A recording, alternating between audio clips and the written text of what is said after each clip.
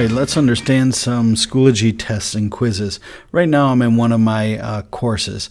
I could build a test or a quiz from my personal resources. It would not be attached to a grade book, and when I shared that out, I would need to add that information in. But for this demonstration, I'm just going to build it within a course. So I'm going to go to Add Materials, and I'm going to click Add a Test or a Quiz.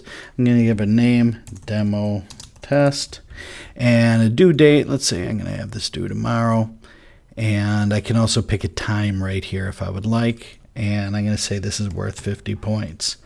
I'm going to pick a category. Maybe I'll say, hey, this is a pre-test. Yeah. And grading options, I can set that for other periods, grading periods. Typically, you won't need to do that. You can keep that hidden. Now, this particular test or quiz, I'm just going to leave it numerically graded. But you can do A, B, C, D. And in the future, you'll be able to grade this test or quiz with a rubric. Next, I can individually assign this to specific individuals or grading groups of kids. This button, again, makes it visible to students, or I can hide it. This is my grading statistics. It's disabled right now, but if I turn this on, students can see how they did against other students in their class in an anonymous fashion. And this is comments about this test or quiz. I can turn those on or off.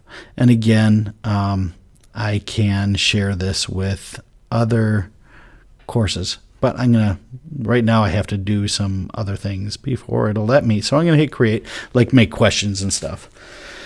So we have a toolbar across the top, or a tab bar, excuse me, across the top. And we also have some buttons up here. This allows me to view the stats of the results.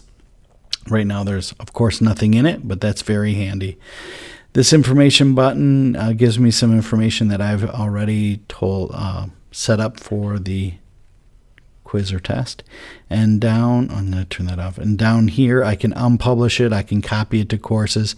I can export the statistics of this as a CSV. You can get real creative with that. Or I can even click edit and edit the general information about it.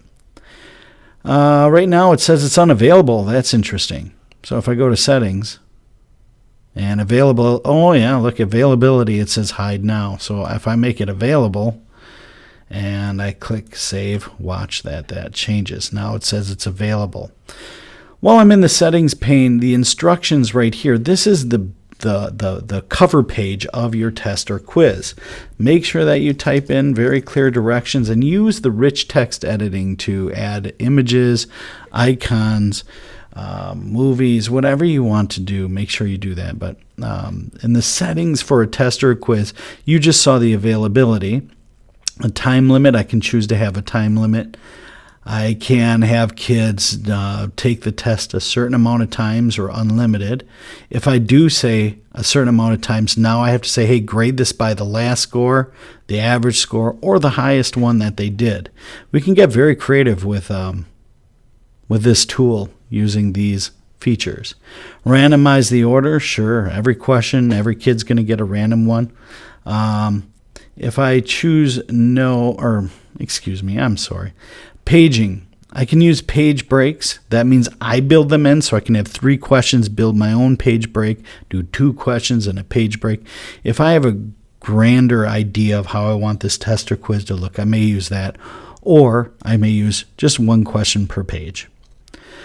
Keyboard language, we have the ability to have a Spanish keyboard. But if you're doing a science test, I would suggest keeping that off. Question review. So this is basically at the end that your students will get to see their responses. Is this resumable? So can they start taking this quiz or test and then go home and resume where they left off?